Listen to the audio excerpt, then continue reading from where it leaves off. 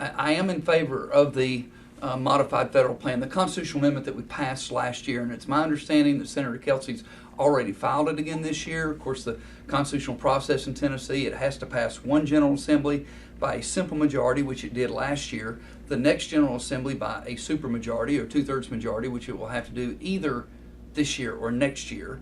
And if it passes by a two-thirds majority, then it'll be on the ballot in 2014. It does create a modified federal plan where there's going to be a confirmation process by the legislature.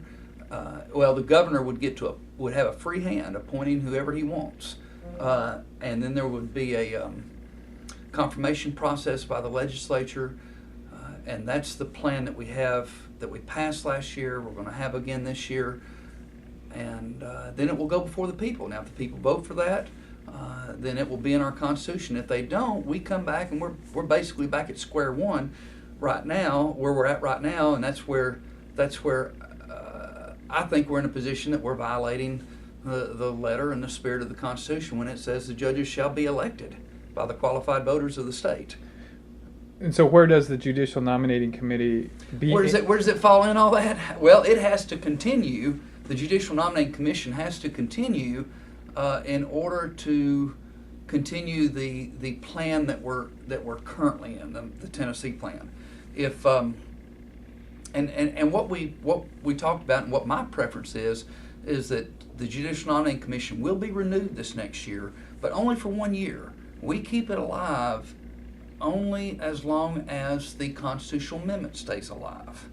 Now, if something happened and the constitutional amendment failed this coming year, then again, I only have one vote.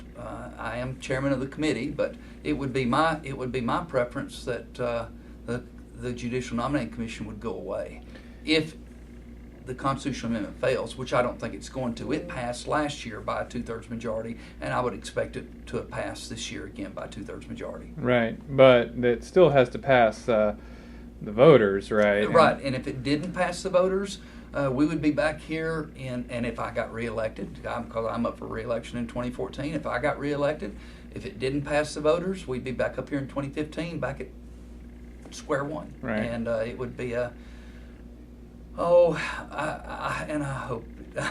the fight's over. I hope we allow the voters, I hope we put this in their hands and the voters choose the federal plan. If they don't, then we'll be back here again in 2015. I think the Tennessee plan's on life support right now, especially with the support that the federal plan got last year. Now again, the one unknown we have right now is, will the people vote for a federal plan?